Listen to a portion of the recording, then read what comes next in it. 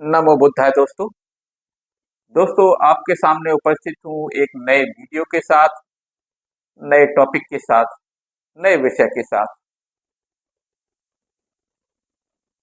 और आपने जाना दोस्तों, मेरे पिछले वीडियोज में छत्रपति शिवाजी महाराज का किस तरह से महिमा मंडन किया गया, उनका ब्राह्मणीकरण करने का प्रयास किया गया।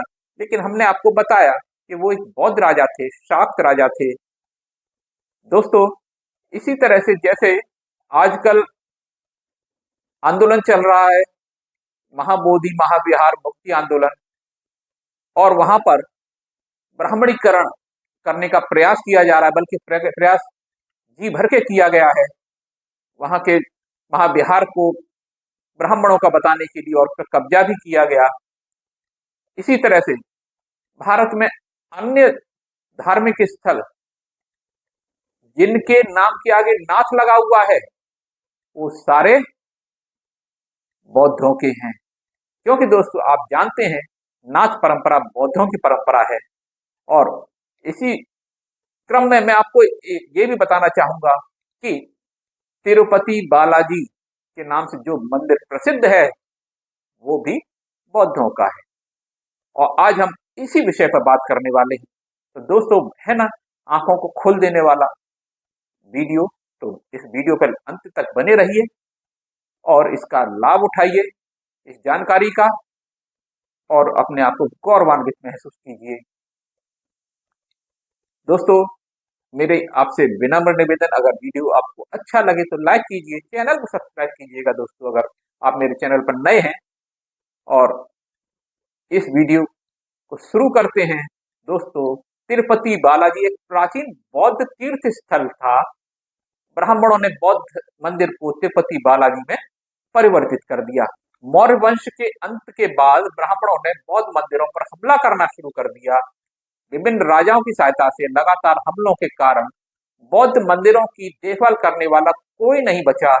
इन बौद्ध मूर्तियों के कारण इन शताब्दियों तक विहारों या तीर्थ स्थलों की उपेक्षा की गई। इसलिए ब्राह्मणों ने बौद्ध तीर्थ स्थलों को ब्राह्मणवादी उपयोग के लिए परिवर्तित करना शुरू कर दिया। सम्राट अशोक के शासनकाल में भारत एक बौद्ध राष्ट्र था। कई हजार बौद्ध विहार और कई लाख बुद्ध मूर्तियां बनवाई गई। उनके साम्राज्य के दौरान जो मूर्तियां थी, वो कहाँ चली गई? उनमें से अधिकांश को नष्ट कर दिया गया, और जो बचते हैं उन्हें काट कर नकली ब्राह्मण निर्मित देवताओं के रूप में आकार में परिवर्तित कर दिया जाता है। पुरी के जगन्नाथ, पंढरपुर के विट्ठल, भगवान अयप्पा, द्रक्षराम, श्री शैलम में सभी बौद्ध तीर्थ स्थल परिवर्तित कर दिए गए। ब्राह्मणों द्वारा हिंदू मंदिरों में प्रवेश कैसे किया गया? तिरुपति बालाजी ब्राह्मणी अतिक्रमण का एक बड़ा उदाहरण है। इसको हम प्रमाण के साथ सिद्ध करेंगे। पहला, ऊपरी दो भुजाएं शंख और चक्र सहित अस्त्र शस्त्र नहीं है।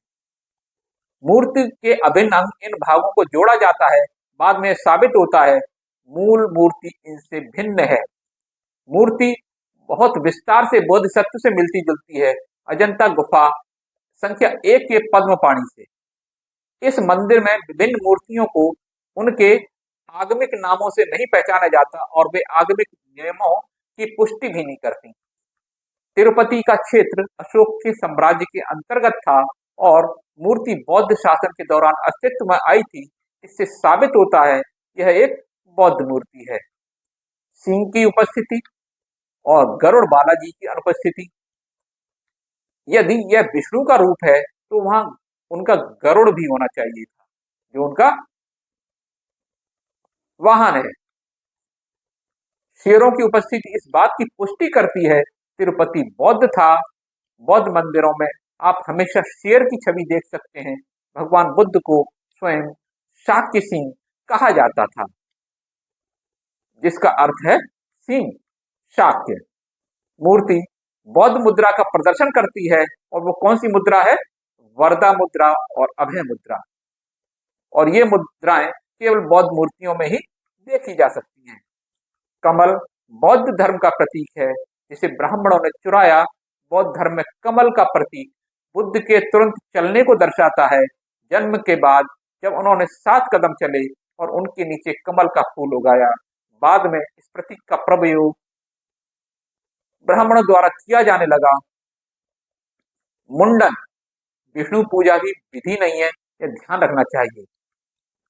हिंदू परंपरा के अनुसार सिर मुड़वाना अशुभ है। मुंडन का अभ्यास केवल बौद्धों द्वारा जैसे संस्कारों के द्वारा प्रवज्या और उप संपदा के दौरान किया जाता है। रथ यात्रा और बौद्ध परंपराओं का अवशेष है। फाहियान और वेनसांग के 11वीं शताब्दी में वेनसांग ने बौद्ध समारोह का उल्लेख किया है, जिसमें 4 पहियों वाले रथ पर बुद्ध की प्रतिमा स्थापित की जाती थी। बीच में 2 बोधिसत्व विराजमान होते थे, जिनके दोनों ओर 2 बौद्ध हैं। रथ यात्रा समानता का प्रतीक थी, लेकिन अब तिरुपति रथ यात्रा निचली जाति पर ब्राह्मणों की संप्रभुता दिखाने के लिए आयोजित की जाती है। क्या ये कोई उत्तर इस बात का दे सकता है कि इस मंदिर में नियमित पूजा क्यों नहीं होती थी? मंदिर 966 ईस्वी तक इसमें पूजा क्यों नहीं हुई? मुझे लगता है ये साबित करने के लिए पर्याप्त है। तिरुपति बालाजी कुछ और नहीं बल्कि प्राचीन बौद्ध तीर्थ स्थल है। एक बेहतरीन उदाहरण है कि ब्राह्मण किस तरह से धर्म का निर्माण कर रहे हैं, सच्चाई को छुपाकर झूठी पौराणिक कथाएं पेश करके लोगों को मूर्ख बनाते हैं। तिरुपति बालाजी अब लोगों की कमाई का एक बड़ा जरिया बन चुका है। ब्राह्मणों, हम उन्हें नकली देवताओं के नाम पर कब तक धोखा देने देंगे? मुझे लगता है जागने का समय है। दोस्तों, ये डिटेल था तिरुपति बालाजी की मूर्तियों का किस तरह से ब्राह्मणीकरण किया गया और वहां जो मूर्ति स्थित है। दोस्तों, हमको गर्भगृह में नहीं जाने दिया जाता। अधिकांश मंदिरों में जो पौराणिक मंदिर है, पुराने मंदिर हैं, वहां पर फोटोग्राफी भी प्रतिबंधित होती है। वो इसीलिए प्रतिबंधित होती है कि उनकी पोल न खुल जाए। उनकी जो जितने भी पुरातन मंदिर हैं और पुराने, चाहे वो जगन्नाथ हो, चाहे वो केदारनाथ हो, बद्रीनाथ हो, ये सारे बौद्ध तीर्थ स्थल थे जिनका ब्राह्मणीकरण कर दिया गया और आज वो ब्राह्मण के एक गढ़ के तौर पर मौजूद हैं। दोस्तों, इस पर अनेक किताबें लिखी गई हैं। हमारा जो समाज है, बहुजन समाज आज जागृत हो चुका है और वो पढ़ रहा है, वो पढ़ाई लिखाई कर रहा है। बाबा साहब भीमराव अंबेडकर ने जब भारतीय संविधान दिया तो मनुस्मृति का दहन किया और मनुस्मृति में इसीलिए ये रोक हमारे पढ़ने पर रोक लगाई गई थी कि हम अपने वास्तविक इतिहास को ना जान पाए और हम लोग ये न जान पाए कि हमारे पूर्वज शासक हुआ करते थे। दोस्तों, मैं इसी तरह से और पोल खोल अभियान के तहत इसी तरह के और वीडियो लाता रहूंगा। वीडियो अगर ये आपको अच्छे लगते हो तो मुझे आप कमेंट करके बताइएगा और अगर किसी अन्य देवी देवता के बारे में आप जानना चाहते हो। दोस्तों, एक चीज और मैं बता दूं आपको, तारा देवी को हिंदुओं ने काली के रूप में अपनाया है और वही शाक्त परंपरा में वो भवानी है। और आपने सुना होगा भवानी देवी का नाम। और छत्रपति शिवाजी महाराज भवानी की पूजा करते थे। वो शाक्त परंपरा की तारा देवी है, वो बौद्ध परंपरा की देवी है, इनकी वो पूजा किया करते थे। तो दोस्तों, आज इस वीडियो के लिए इतना काफी है। मिलता हूं अगले वीडियो में, तब तक के लिए नमो बुद्धाय।